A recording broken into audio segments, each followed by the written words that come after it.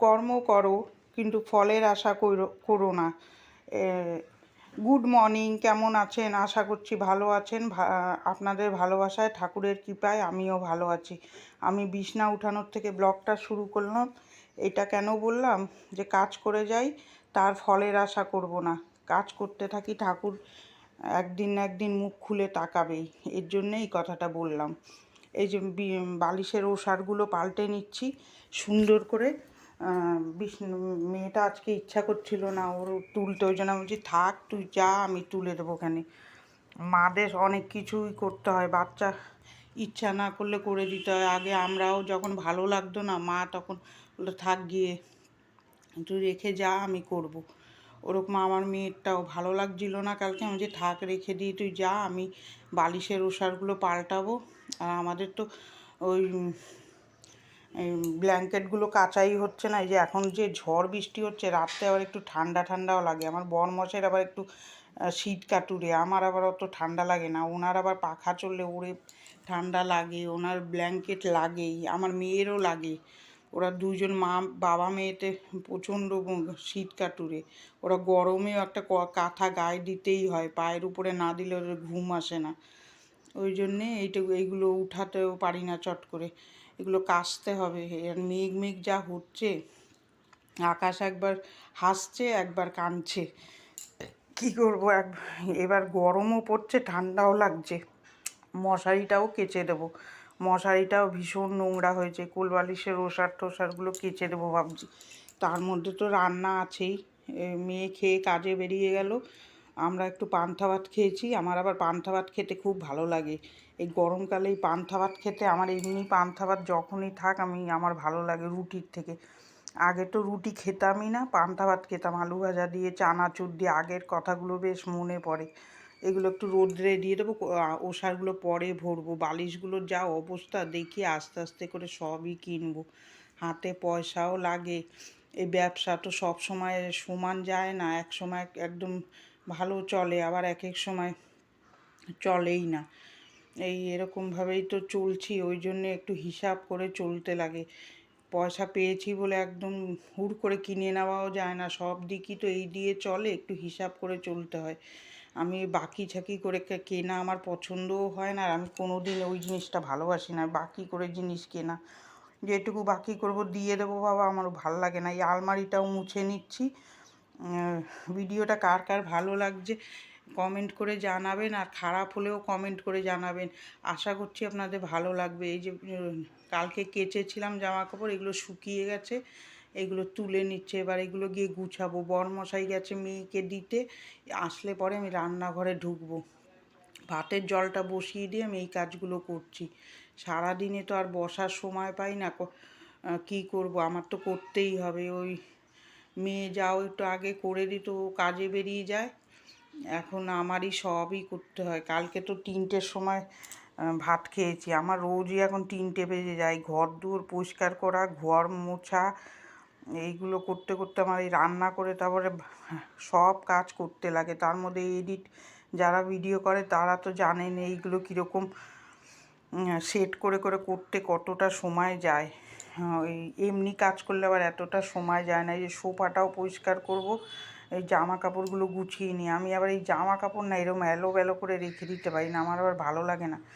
এগুলো সুন্দর করে গুছিয়ে জায়গায় রেখে দেবো। কেউ যদি আসে তা বসতে দেওয়া যাবে না। ওই সোফার মধ্যে যদি এক গাদা জামা কাপড় রেখে দিই, আমার ওগুলো ভালো লাগে না। ওই জন্য আমি কী করি, যখনেরটা তখন করে নিই। ওইদিকে ভাত হচ্ছে, ভাতটা হতে থাক, আর এদিকে আমি এইগুলো গুছিয়ে নিই। ততক্ষণ বরমশাই চলে আসবে, তারপর আমি রান্নাটা বসাবো। তারপরে যে সোফাটা ঝেড়ে ঝুড়ে সুন্দর করে পরিষ্কার করে নিলাম, যেটুকুনি কাজ আগানো যায়। আবার আজকে একটু কাচতে হবে, আমার তো রোজই কাচা থাকে। আর গরম পড়েছে না, না ধুলে ঘামের গন্ধও করবে, ওগুলো ভালো লাগে না আমার। আমি ঘরে পরার জামাও অল্প একটু সার্ফ দিয়ে ধুয়ে দিই, এই গরমকালে নালে ভীষণ গন্ধ করে। এবার এই জামা কাপড়গুলো ভিজিয়ে নেব, ভিজিয়ে রেখে তারপরে রান্না করতে যাব, তাহলে এগুলো পরিষ্কার হয়ে যাবে। গ্যাসের যা দাম, এখন আর গরম জলে ভিজানোর নাম করা যাবে না, এখন এই জলেই ভিজিয়ে রাখতে হবে। তারপরে কী দিয়ে রান্না করব সেই চিন্তা, বাবা গ্যাসের যে কী সমস্যা লেগেছে। এই যে ভাত হয়ে গেছে, ভাতটা উপুর দেবো। এই এত বড় হাঁড়ি উপুর দেওয়া যে কী কষ্ট, আগে তো পারতামই না, আগে রোগা ছিলাম, এত বড় ভারী হাঁড়ি উপুর দিতে। আমার তো বিয়ের পর থেকে আমাদের ফ্যামিলি তো শ্বশুরবাড়ি বড় ছিল, এরম বড় হাঁড়ি রান্না হতো, টিফিন হতো, সবই করেছি। এখনও হোটেলেরটা করে যাচ্ছি। কে জানে কবে ঠাকুর যে একটু মুখ খুলে তাকাবে। আপনারা যদি ভিডিওটা পুরো ওয়াচ করেন তাহলে আমার খুব উপকার হয়। কে কোথার থেকে ভিডিওটা দেখছেন কমেন্ট করে জানাবেন, তাহলে আমার খুব ভালো লাগবে ভিডিওটা করতে।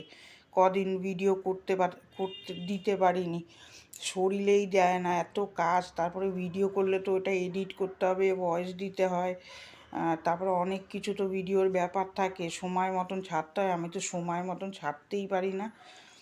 আপনারা কখন দিলে সুবিধা হয় একটু কমেন্ট করে যদি জানান তাহলে আমার সুবিধা হয়, ওই সময় ভিডিওটা ছাড়বো। করে যাচ্ছি তো 1 বছর, আবার এক এক সময় ভালো লাগে না, ভাবি দূর ভিডিও করছি কিন্তু কেউ দেখছেও না, সাবস্ক্রাইবারও বাড়ছে না, কবে যে কী হবে সেটা বুঝতে পারছি না। ওই জন্য আমার মাঝে মাঝে ভালো লাগে না। এবার ডালটা ফোড়ন দিয়ে দেবো, কড়াইতে তেল দিলাম, গোটা শুকনো লঙ্কা আর একটু গোটা জিরা দিয়ে ফোড়ন দিয়ে দেবো।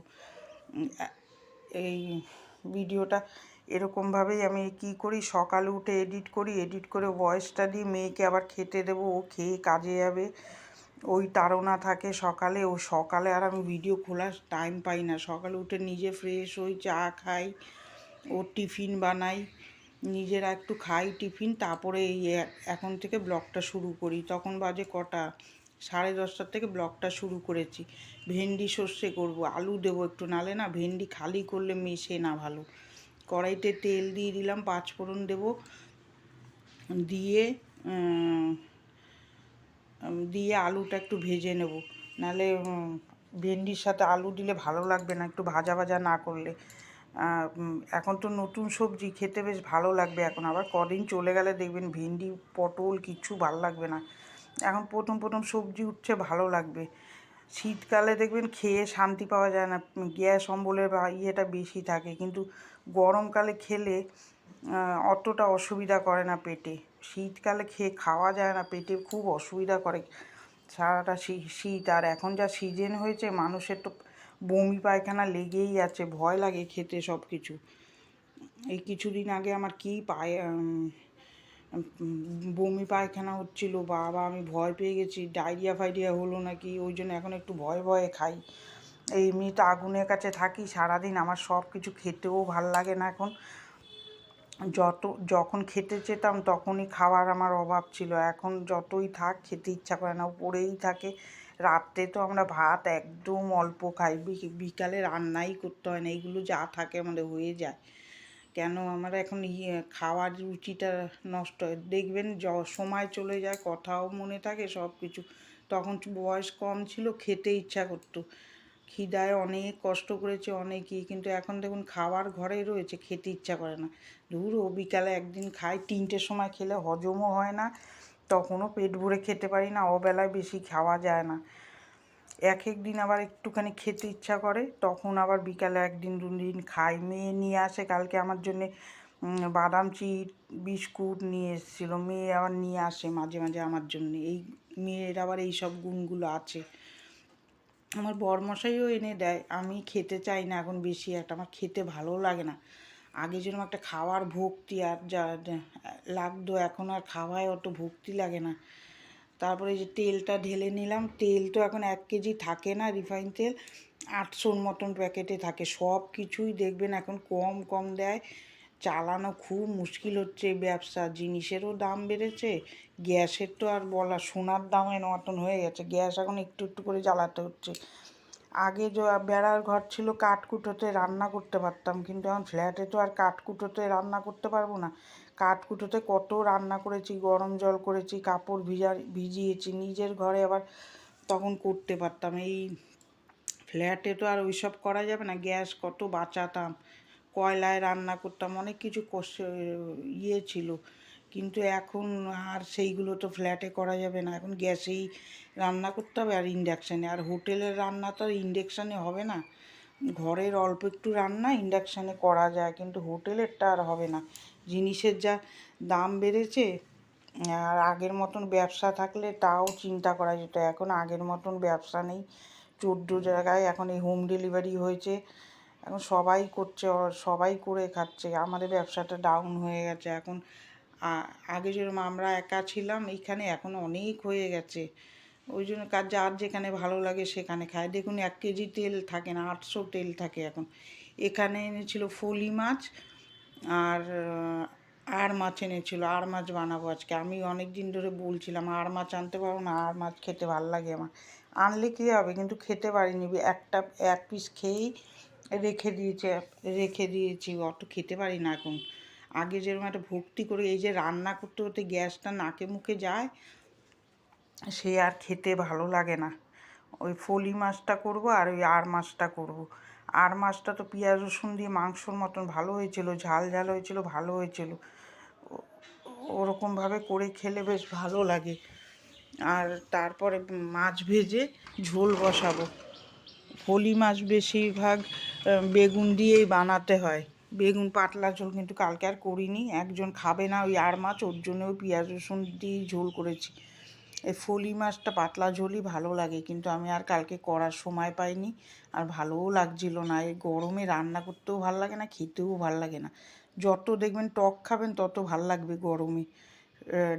টক ডাল দিয়ে একটু আলু সিদ্ধ হলেই ভালো লাগবে। এবার এই মাছটা বসাবো, কড়াইতে তেল দিয়ে দিয়েছি, গোটা জিরা দিয়ে আলুটা লাল লাল করে ভেজে নেব। ওই পাশে মাছটা ভাজি, মাছ ভাজতে যা, আর কড়াইতে দিলেই ফটফট করে ফাটবে, ঢাকা দিয়ে দিয়ে ভাজতে হবে। আমার ওই মাছ ভালো লাগে না, যে এত ফোটে, তেল খুব বেশি হয়ে গেছে। ওই জন্যে আমি ওই তেলটা একটু কমিয়ে দিলাম, না হলে খেতে ভালো লাগবে না। বেশি তেল আবার ভালো লাগে না আমার, একদম মুখ জড়িয়ে যায়। অনেকে অনেক তেল দেয়। তারপরে পেঁয়াজের পেস্ট দিয়ে দিলাম, আদা রসুনের পেস্ট আর পেঁয়াজের পেস্টটা দিয়ে আগে একটু ভেজে নেব, কাঁচা গন্ধটা উঠিয়ে নিয়ে এবার একে একে মশলা দেবো। ধনে গুঁড়ো, জিরার গুঁড়ো আর শুকনো লঙ্কার গুঁড়ো। ভিডিওগুলো এইটুকু অবধি কার কার ভালো লাগছে একটা লাইক দেবেন, অন্তত একটা লাইক দেবেন। সাবস্ক্রাইব করে আমার পাশে থাকার অনুরোধ রইল। আর ভিডিওটা পুরো ওয়াচ করবেন, তাহলে আমি একটু উপকার হবে। আপনাদের ছাড়া আমি এই প্ল্যাটফর্মে আগাতে পারবো না। আপনারা যদি আমার একটুখানি উপকার করেন, তাহলে আমার সাবস্ক্রাইবার তো বাড়ছেই না, সেই এক জায়গায় গিয়ে দাঁড়িয়ে গেছে। কি জানি ভিডিও ভালো লাগছে, মাঝে মাঝে ভালো লাগে না, ওই জন্য করতে। এই যে তেল ছেড়ে দিয়েছে, এবার জল দিয়ে দেবো। জল দিয়ে আরেকবার জল দিয়ে কষালাম, তারপরে বেশি কষানো হয়ে গেলে, তেল ছাড়লে জল দিয়ে দেবো। এই যে এবার রান্নাঘরটা মুছে নিচ্ছি, 2টো ঘর মুছেছি, ওইটা আর আপনাদের সাথে শেয়ার করলাম না, ভিডিও অনেক বড় হয়ে যাবে ওই জন্য। আর এইদিকে আমার তাড়া আছে, এখন মেয়ে আসার সময় হয়ে গেছে, 2টো বাজতে যায়। আমি একদম কাটায় কাটায় কাজ করছি, ঘড়ি দেখে দেখে। মেয়ে খেতে আসবে, ওকে আবার খাওয়াতে হবে, চলেও আসবে 2টোর সময়। ও খাইয়ে দিয়ে তারপরে আমি চান করতে যাবো। সারাদিন মোটামুটি আমার এইভাবেই যায়। বিকালে একটু রেস্ট পাই, বিকালটা আর কিছু করি না। আর ভাল লাগে না, গা হাত পা খুব ব্যথা করছিল কালকে, পায়ের হাঁটুতে এত ব্যথা। বরমশাইকে বলছি একটু কি এনে দিতে, কি জানি ওই ঘর মোছার নেতায়, বাসনগুলো ধুলেই আমার হয়ে যাবে। তারপরেই আর বাদ বাকি কাজগুলো মেলে দেবো, ব্যাস। তারপরে মেয়ে চলে আসবে, মেয়েকে খাবার দেবো, তাহলেই হয়ে যাবে। কাঁচাটা আর আপনাদের সাথে শেয়ার করিনি, আর কাঁচাটা শেয়ার করিনি, ধোয়াটাই খালি শেয়ার করলাম। ভালো করে ধুয়ে নিলাম। ভিডিওটা এখানেই শেষ করে দেবো। ভিডিওটা কার কার ভালো লাগছে একটা লাইক দেবেন, সাবস্ক্রাইব করে আমার পাশে থাকবেন। ভালো থাকবেন, সুস্থ থাকবেন। আগামীকাল একটা ভিডিও নিয়ে দেখা হচ্ছে। এই যে এইগুলো ধুয়ে মেলে দেবো, রোদ্দুর তো নেই, ওই যা শুকাবে। তারপরে এই করেই আমি তারপর চান করে মেয়েকে খাওয়াবো, চান করব, পুজো দেবো। এই কতবার যে আমি জামা কাপড় ধুই, জামা কাপড় ভালো করে না ধুলে পরিষ্কার হয় না। এই যে মশারিটা ভালো করে ধুয়ে নেব। এইভাবেই সারাদিন কাটলো। ভিডিওটা কার কার ভালো লাগছে প্লিজ আপনারা একটা সাবস্ক্রাইব করে আমার পাশে থাকবেন। ভালো থাকবেন, সুস্থ থাকবেন। আগামীকাল একটা ভিডিও নিয়ে দেখা হচ্ছে।